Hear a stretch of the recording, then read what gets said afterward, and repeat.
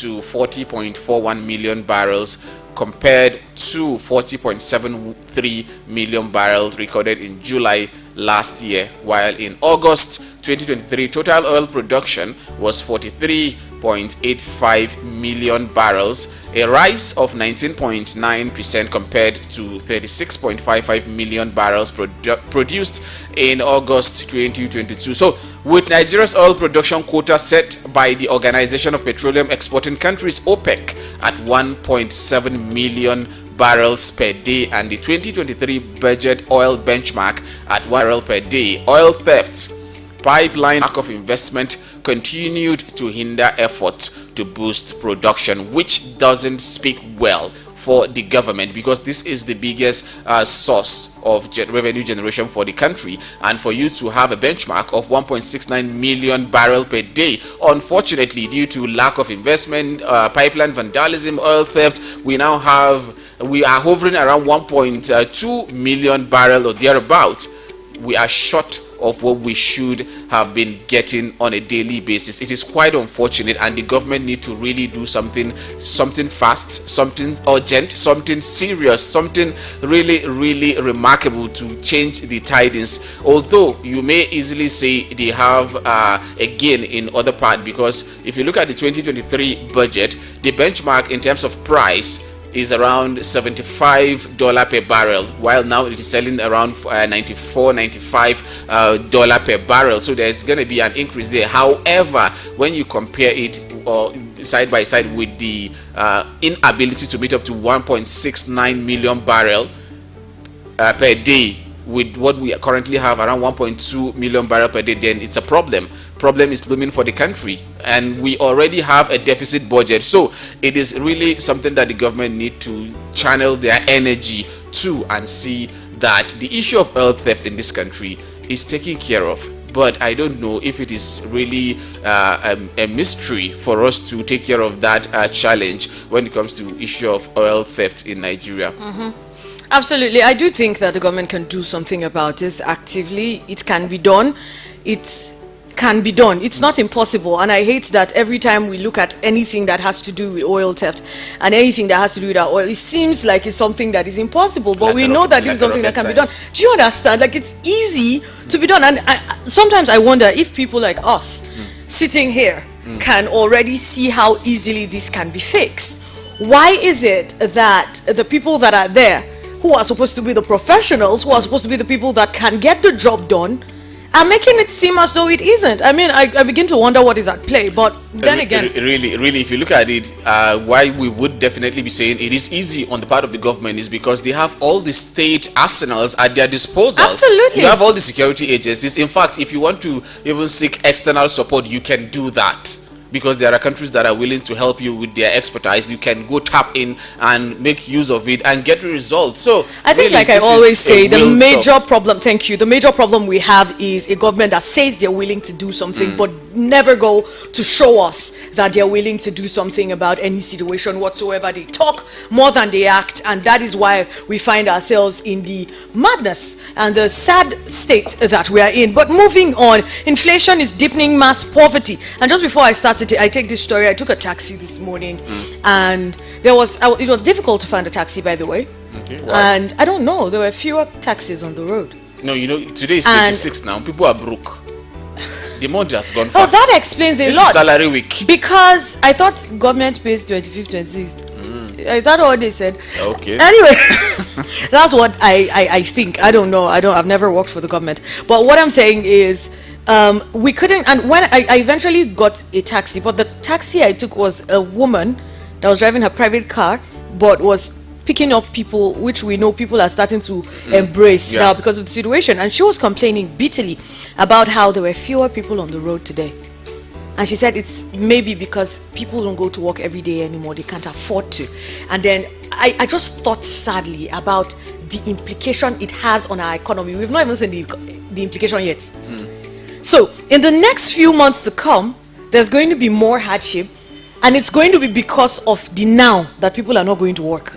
I don't know if you understand. Of course. We don't see the effects of what we do immediately. We see them eventually.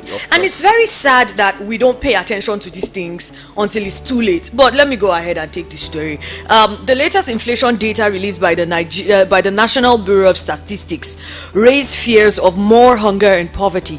Now, in its Consumer Price Index for August 2023, the NBS said that the headline inflation rate increased to 25.8% compared to the preceding month's 24.08%. This portends more hardship for Nigerians. The government and the Central Bank of Nigeria need to roll out and harmonize mitigating fiscal and monetary policies to tame the rising consumer prices. Higher cost of living is hurting Nigerian households, and the MBS said food inflation in August 2023 was 29.34% on a year-on-year basis, which was 6.22 percent points higher compared to the 23.12% rate in August 2022. It explained that the rise was caused by increases in prices of oil and fat, bread and cereals, fish, fruit, meat, vegetables, potatoes, yam and other tubers, vegetables, milk, cheese and eggs. On a month-on-month basis, the food inflation rate in August 2023 was 3.87%, 0.41% points higher compared to the rate in July 2023, which is 3.45%. President Bola Tinubu, in his economic management and his economic management team, must go ahead to tame inflation by mid-2022. A survey by the NBS and multiple international partners established that 133 million Nigerians were multi-dimensionally poor. All of this, let me say something to you. This is, let me use a mathematical term to describe this situation now. This is a quadratic situation that we found ourselves in this country that have three common denominator. One, out of the three, the common denominator, insecurity, issue of forex, the policy of unifying our own forex, and also the fuel subsidy. Because all of these things that we are mentioning now, talking about bread, fat and what have you, the prices going up in the market are as a result of these three factors. The issue of insecurity, even before now, sometimes last year, even the year before, we talked about issue of insecurity going to affect our food supply in the coming year. And here we are today talking about issue of food inflation, prices of food going up. That's simply because there is no sufficient food in the market, and the little that is available, the prices will definitely go up. Our farmers are unable to go to farm because of insecurity. Government have rolled out, in fact, the previous administration have rolled out a lot of paper intervention. It is a paper intervention in the sense that because it doesn't get to the real farmers, a lot of political farmers got to benefit much more than the real farmers as a result of some of the practices, lack of infrastructure in terms of the avenue to get to the real farmers. Absolutely. You discover that it is the you and I that when the issue of the intervention came up from the Central Bank of Nigeria, you discover that people would just start calling, Musa, Helen, how are you? Please, let's come together. We need to form a cooperative. Just send me your information. Let's form that cooperative because we need to benefit from that central bank loan package or what have you. Absolutely. It is quite unfortunate. It's not just send me your information. Send me your information. Send me that of your friends and your family. Like, I need 100 names. And address. I need a biodata of 100 people. I'm going to send you all the information, and that is why you find a lot of people doing what they call data farming. Of course, they will send you very fake links and tell you to fill it in. The government is going to do this and do that, and then you ignorantly go ahead and fill in all of that information, and that information will be used and they will be the one to benefit, and then they benefit it. You see nothing, and poverty increases. Poverty, I know they say it's the 1% that is privileged. Right now we have like 0.5% privilege. The 1% is dwindling down, and the number of people that are poor is increasing. So unless and until the government do something about the issue of insecurity, we would continue to remain in this quagmire, especially now that you know what is happening now. Things are very expensive. people are not farmers are not able to go to the farm, especially some of those states that are known for their rich value in agriculture. It is very unfortunate, and unless and until we do something about it, we will continue to find ourselves in this kind of situation. It is very difficult. Now that you have said that, now that you have mentioned, the people that can't go to the farms and the states, that just brings my heart always bleeds when I think about Benue and Plateau states, because I don't think there's any food that cannot be produced. I mean, the percentage of food that cannot be produced in these two states that I mentioned are very few. And I say this with this is facts. It's not even opinion. I have seen firsthand what Plateau and Benue can do agriculturally for this nation. But guess what? They are the most. I have to be consider my state here. Nasarawa also, you jump like there is Benue here. You jump Nasarawa and went to I haven't experienced agriculture in Nasarawa state. You can match the three. Okay, all three of them. And you would notice that insecurity is more prevalent in these places. And you would begin to wonder whether or not the leaders of the nation have the ability to think toward, okay, what are we doing for our people? I mean, are they even thinking that we might experience extreme food scarcity? I mean, when I say extreme, to the point where we cannot even find food to eat because people cannot produce the food. What you're eating now is reserve. And if you go to far north, they also have peculiar challenges. The issue of bandits also ravaging them. In fact, if you're talking about cash crop now in Nigeria, it is the far north. They are the home suppliers of cash crop, but unfortunately, they are not even going to the farms because of issue of bandits. Go to Niger, go to Zamfara, Katsina, and other states. Very, very all of these insecurities, when it began, my fear, I remember saying to a few people, my biggest fear is, what are we doing? What is going on? Why is it that most of the places that are being attacked are the places where we have food? But he was like, no, it's not about the food. Everybody was concerned about the lives of people. And I'm not saying that lives, like the lives that are being cut short in these places, are not important. Of course they are important. Exactly. But we are not paying attention to the bigger picture. We're starving an entire nation, a nation that is the most populous nation in the continent. I don't know where the wisdom in this lies. We are struggling right now economically because we are a consumer nation. And insecurity is increasing our chances of remaining a consumer nation. And I'm wondering whether we're thinking or we're not. Anyway, we're going to quickly go and pay some bills because we also need to eat. When we come back from this break, we'll continue. Obviously. Stay with us and please don't change your dial. This is Voice of the People, 96.1 FM Abuja, and the program is Business Around Town.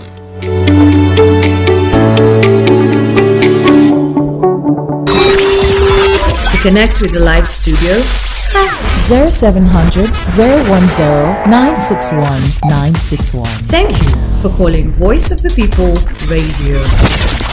Please hold while we connect you. Microphone check 1 2 1 2. Now you have a voice 1 2 1 2. Because everybody talking 96.1. Hold up, what's up? 96.1. Don't break the voice. Thank you for choosing Voice of the People FM. Yeah, VOBT day. VOBT day. Yeah, VOBT day. VOBT day. We have been serving you hot and fresh content on radio, and you have been loving it. Now we're taking it further. Catch us live on YouTube at VOBTV for all the juicy content you can't resist. Talk shows, exclusive interviews, news, lifestyle, and more. It's all about you. VOBTV, show up, speak up. The award-winning pizza in the US is now here in Nigeria. Ladies and gentlemen, I present to you Romeo, the pizza champions, and cold berry ice cream. Delight in every school. Visit any of our outlets and feel the rich taste from the pizza champions and cold berry ice cream. At number 4, Obomosho Street, Area 8, Geriki, Abuja, or 3rd Avenue, Gwarinpa, Abuja, or Federal Housing Estate, Phase 2, Lugbe, Abuja. Call 0908-831-5906 or 0908-831-5908 or 0909-238-9861. Check us out on Instagram and Twitter at Romeo'sPizza.ng. Website www.romeo'spizza.ng. Romeo, the Pizza Champions.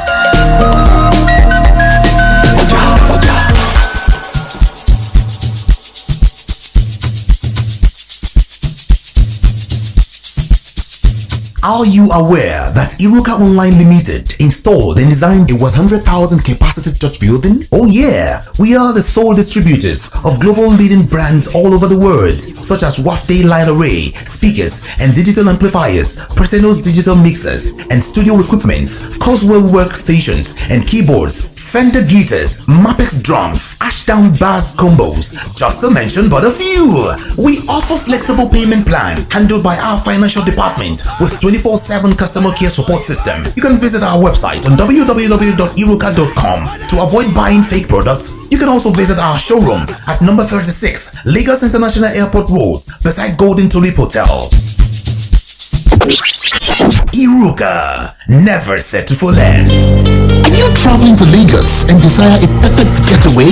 Look no further than the luxurious accommodations at Airport Golden Tulip Hotel, number 42 Murtala Mohammed International Road, Lagos. Relax and unwind in our beautiful appointed rooms, featuring all the amenities you need for a comfortable stay. Now, whether you are traveling for business or pleasure, our attentive staff is here to ensure that your every need is met. We also offer complimentary pickup and drop from the Lagos airport. Why not take advantage of our state-of-the-art fitness center, outdoor pool, and enjoy a delicious meal at our on-site restaurant?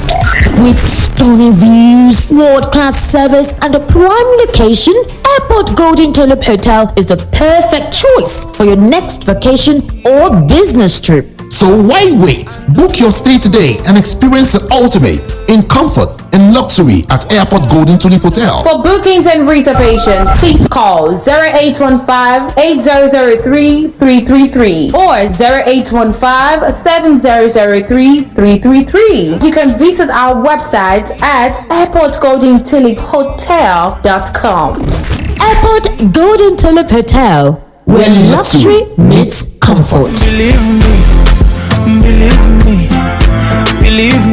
Glory to God and to the Lamb. Beauty to the throne of eternity. Brotherhood of the Cross and Star presents the Everlasting Gospel Movement on Radio every Saturday, 6 to 7 p.m. on 96.1 FM. Adoration,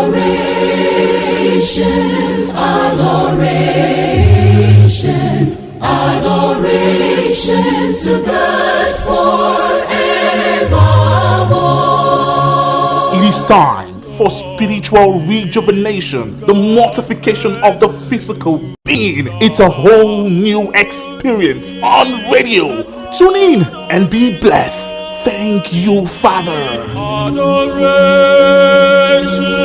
adoration.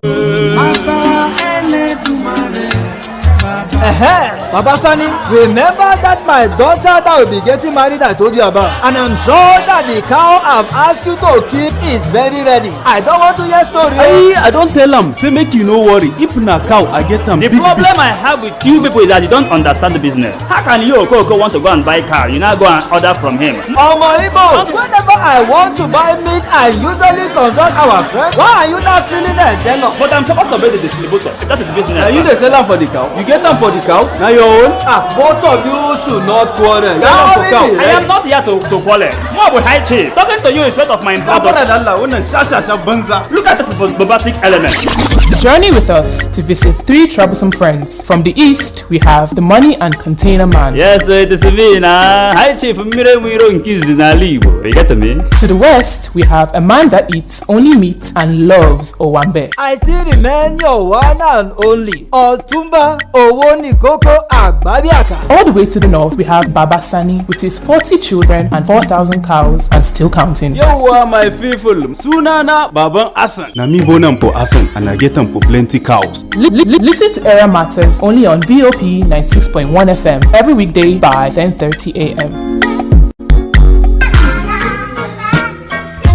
The hustle never stops. Kind of 4,000. I say 4,000. Okay. The grind must continue. It seems that yes, I would like to buy something. Regardless of how hard life gets, take a break from the norm. Let's face life issues head on. From alcoholism to obesity, entertainment and lifestyle. Plastic surgery does still go wrong. Everything that matters on Matters. Mondays to Fridays, 12 to 3 p.m. on Voice of the People, Abuja. Because your voice matters.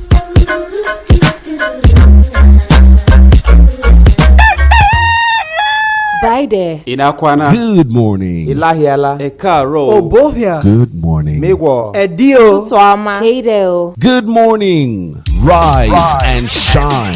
This is the morning ride. We have got an action-packed day ahead with headlines, sports, business, great conversation. Start your day right with VOP's morning ride. Weekdays from 5 a.m. Good morning. Good morning.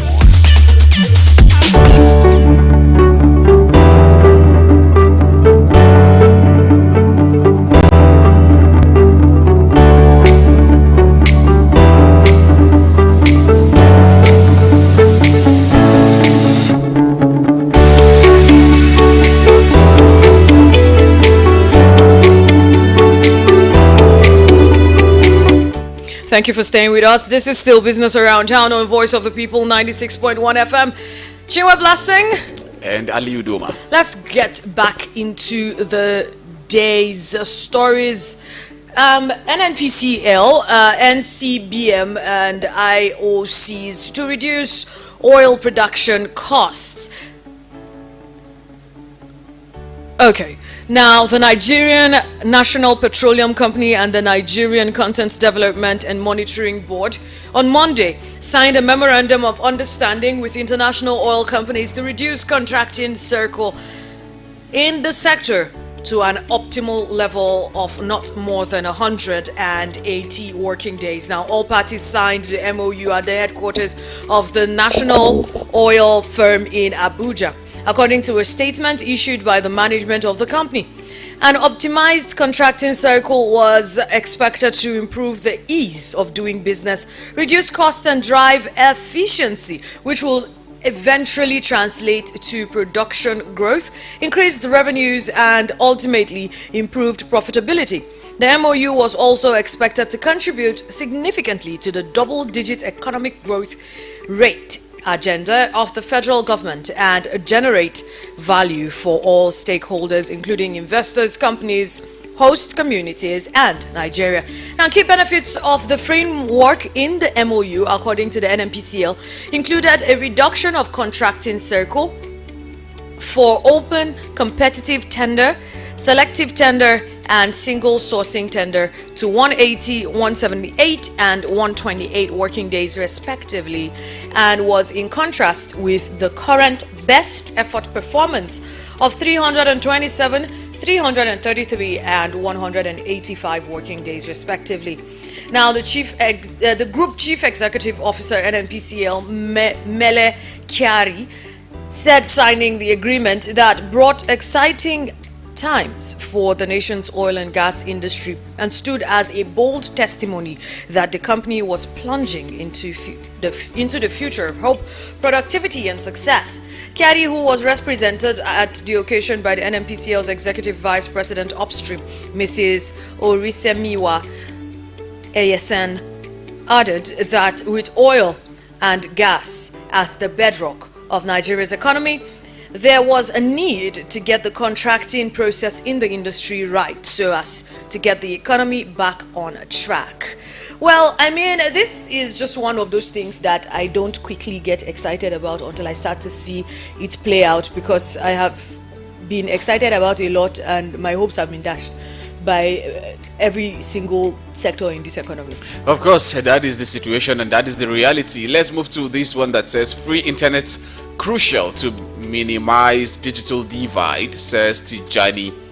A free and secure internet can close the digital divide and create innovative opportunities on the continent, the Minister of Communications, Innovation and Digital Economy, Dr. Bosun Tijani, has said. Tijani stated that at the just concluded Africa Internet Governance Forum at the Transcorp Hilton, Abuja, the minister, who addressed the forum virtually, noted that Nigeria was conscious of all the dynamics of emerging technologies around internet usage and will continue to work with countries in Africa on different fronts to ensure that the internet is effectively governed so its innumerable resources can be leveraged for citizens and nations' growth. In a statement, he said the need for our consistent collaboration to develop our economy collectively is preeminent in the agenda of the current administration in Nigeria. It is through this kind of forum that we can bridge the digital divide, enhance cybersecurity, ensure digital rights, and foster innovation. It is therefore our collective duty to ensure that the internet remains open, safe and beneficial for all. The minister further encouraged stakeholders to prioritize a collaborative approach to creating policies and strategies that will shape the future of the internet in Africa. Also at the event, the executive vice chairman of NCC, Professor Umar Dambata, provided insight on the Nigerian Communications Commission's commitment to enable a secure internet ecosystem in the country through various regulatory initiatives. According to him, Nigeria has attained tremendous growth in broadband penetration, basic internet usage, and voice subscriptions. The NCC CEO noted that as the host of this year's edition of the AFIGF, Nigeria was focused on sharing experiences with other sister nations in Africa, as well as learning from the AFIGF parliamentarians from Africa. At the event, the chief of the section on innovation and technology at the United Nations Economic Commission for Africa, Dr. Makta Sek, highlighted, and I quote, "I sincerely thank the EVC of the NCC, Professor Dambata, who is playing a great role in the development of digital technology in Nigeria. I also appreciate the AFIGF Secretary General, other sister agencies, and the multi-stakeholders advisory group that made the event successful." Well, this is some bad news that I'm about to get into. Vandals destroy 108 transmission towers. Federal government alleges sabotage. A total number of 108 power transmission towers were destroyed by vandals in various parts of the country between January 2022 and September this year. Now, data obtained from the Transmission Company of Nigeria on Monday revealed this. It was gathered that the vandals destroyed 132 kV double-circuit power transmission lines, 330 kV double-circuit lines, and carried out soil excavation that threatened transmission towers, as the federal government described the development as a sabotage. The vandalism of transmission towers occurred in the Abuja, Lagos, Kano, Enugu, and Benin regions, though the government, through TCN, had contracted out the repairs of some of the vandalized towers. It had also deployed in-house engineers of the transmission company to work on the other vandalized towers. An analysis of data from the transmission company showed that 27 towers were vandalized in the Abuja region during the review period, while 9 towers were destroyed in the Lagos region.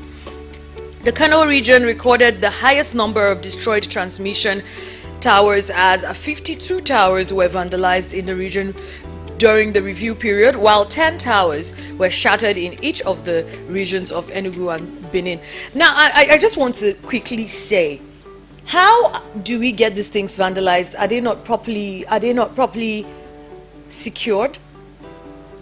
who has the responsibility of securing them. Now, you can't just come It out is with the things like this responsibility and of not. the civil defense, Well, NSCDC. They are the ones that take care of national How do critical we assets. have reports like this and we are not hearing that anybody is being held accountable for what is going on? There are no arrests made. Nobody is.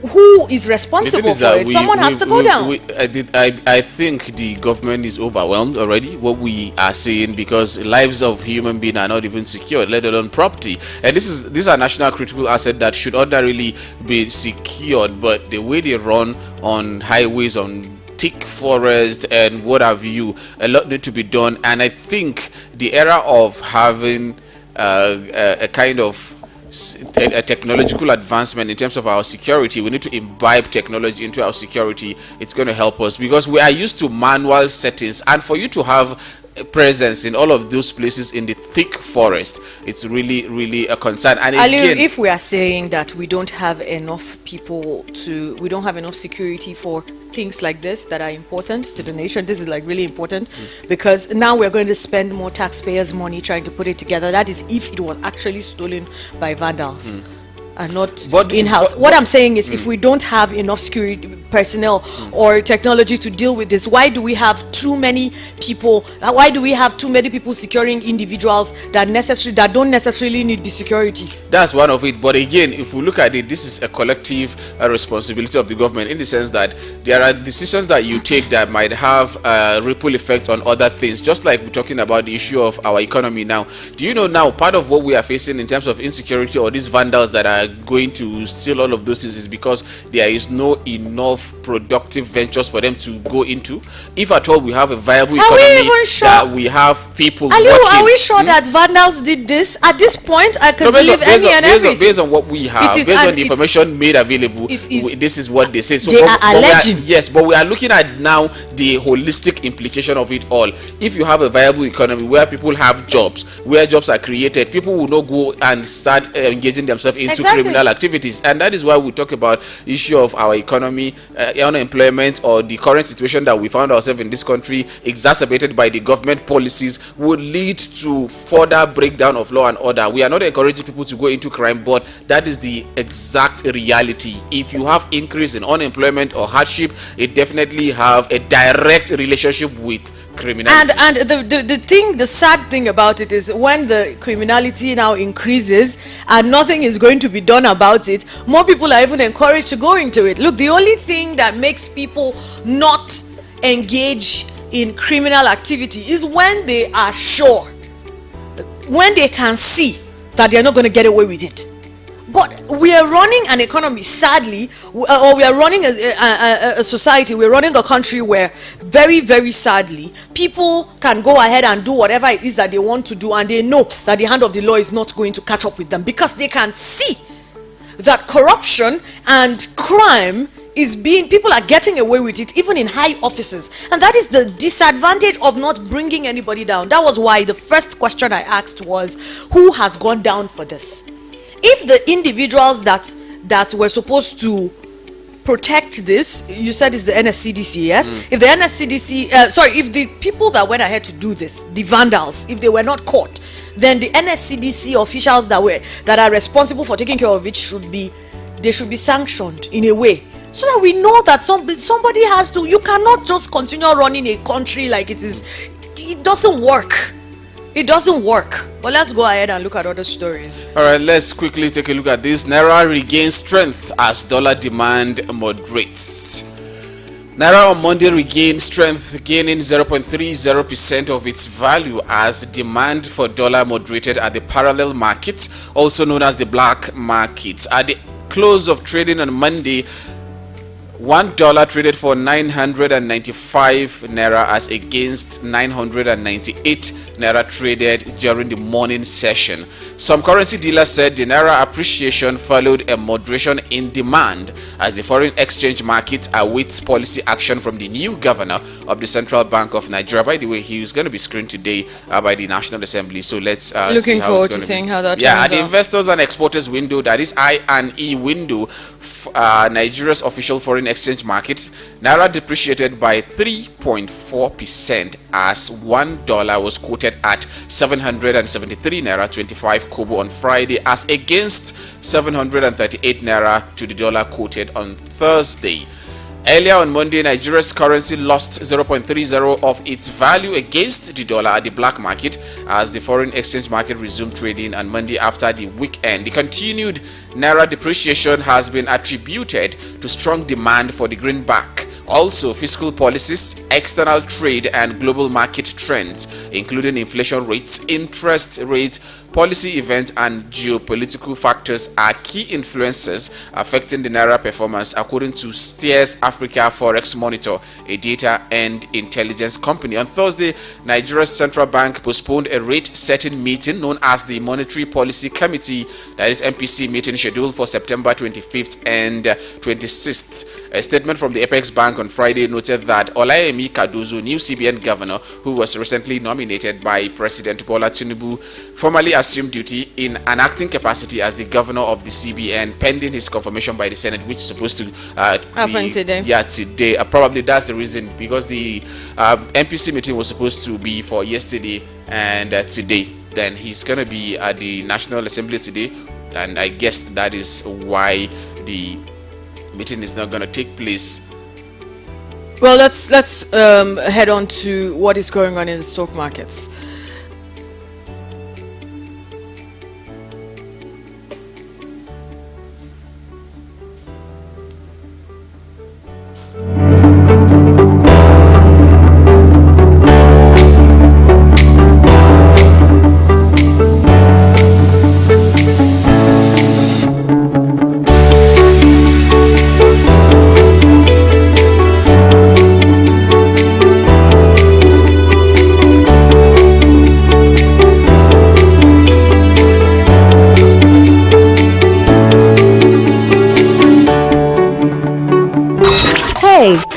What's going on in the stock markets today?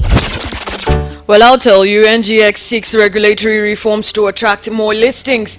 On the backdrop of the recent wave of delisting from the Nigerian Exchange Limited, the chairman of the NGX Group, Dr. Umaru Kwariranga, has called on the federal government to spearhead legislative adjustments and reforms that will make listings more attractive.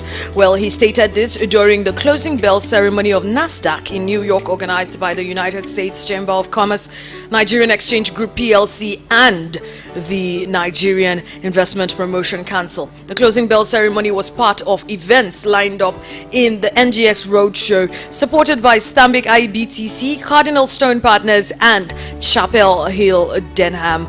Kwairanga, I beg your pardon, also nudged the U.S. business community to explore more partnership avenues with Nigeria. The chairman noted that the capital market was in need of reforms that can unlock the increased prosperity for the Nigerian economy.